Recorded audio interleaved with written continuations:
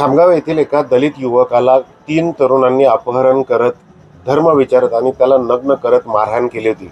या घटनेचे पडसाद अनेक ठिकाणी उमटलेत।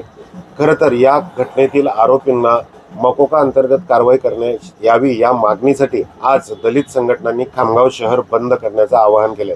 त्यानुसार आपण जर का बघितलं तर सकाळपासूनच खामगाव शहरात कडकडीत बंद असल्याचं आपल्याला दिसत आहे। सकाळपासूनच या ठिकाणी आपल्याला बंद दिसत आहे। दलित संघटनांनी ह्या बंदचं आयोजन केलेलं आहे। या आरोपींना कठोर शासन व्हावं, आरोपींवर मकोका अंतर्गत कारवाई करण्यात यावी, आरोपींना अटक करून तात्काळ त्यांच्यावर मोठी कारवाई करण्यात यावी अशी मागणी दलित संघटनांनी केली आहे।